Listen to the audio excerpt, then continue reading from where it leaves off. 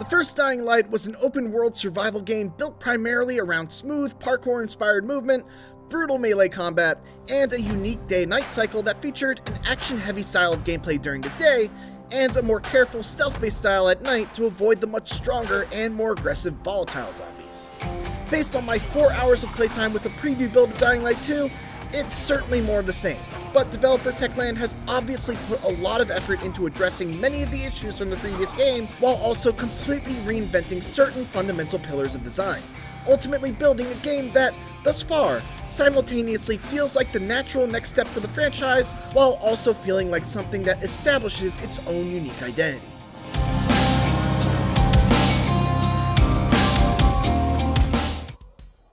The first thing that really struck me about Dying Light 2 was its world. The original's open world was a highlight due to how it was designed to be a playground for your parkour skills, but it was so grounded in reality that it didn't really have a distinct visual style. That's changed in Dying Light 2, which takes place 20 years after the collapse of society. Humanity has fallen back into a modern medieval period, and nowhere is that more apparent than the Bazaar, which serves as the primary safe zone in Old Villador, the city where the bulk of my play session took place. The Bazaar is actually just a large church in the middle of Old Villador that a group of survivors have turned into their home by fortifying its walls, adding small farms, and turning the interior into an actual makeshift city complete with shops, weaponsmiths, and hand-painted wooden signs. Much like any of the big cities you'd find from the Fallout series, the Bazaar is teeming with its own culture and personality. Between the church imagery, the sweaters and hoods worn by its inhabitants very clearly looking like medieval chainmail, and the near-complete lack of technology all driving home the modern Dark Age theme. The world outside the Bazaar looks very different as well. There's a really great dichotomy to the ground and rooftop levels of Old Villador. On the ground floor, it's a wasteland. There are tons of zombies, swaths of brown and gray, and all of the remnants of an abandoned society. Look to the rooftops though, and you'll find greenery as far as the eye can see, with trees and overgrown grass all lining the tops of the dilapidated buildings, as well as survivor camps that can be powered by climbing rickety windmills, which help create safe zones with UV light that help repel the infected. I was also able to check out a later environment known as the Central Loop, which trade in the small residential buildings of Old Villador in favor of gigantic skyscrapers that can only be traversed using the new paraglider, zip lines, and pulleys. Whichever environment I played in though, getting around was a lot of fun. Jumping feels a bit floatier this time around, which took a bit of adjustment to get used to, but ultimately allowed for very precise platforming and very cool death-defying leaps across rooftop gaps that always felt super satisfying. There's no sprint button, so basically you gain speed by keeping your momentum up, providing a nice incentive to be as smooth as possible with your parkour. The fluidity of movement is just one piece of the puzzle though. Dying Light also stands out among other similar zombie survival games thanks to its brutal melee combat, which feels mostly the same here in the sequel.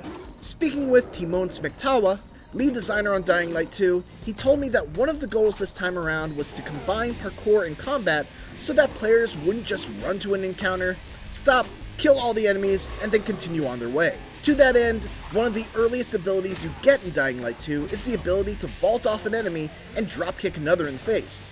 Unfortunately, I didn't get deep enough in the combat skill tree to really say how successful Dying Light 2 will be at accomplishing this specific goal, but nevertheless, combat seems impactful, action-packed, and loaded with a ton of creative options thanks to an expansive arsenal of moddable melee weapons, craftable tools, and upgradable skills.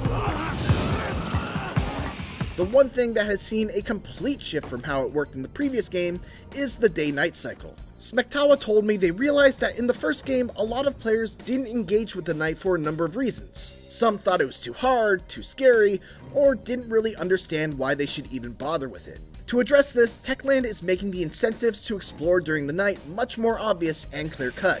During the day, a large amount of infected will hide inside buildings, making them very dangerous to explore.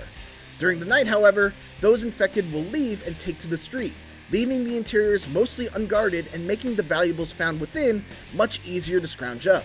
Then there are also side missions that can only be completed during the nighttime, and special open world events like GRE anomalies, which are basically mini-boss fights against powerful infected. Beyond that, hanging around during the night is not quite as dangerous or as scary as it was in the past. Volatiles no longer just roam the city, or at least they didn't in my experience.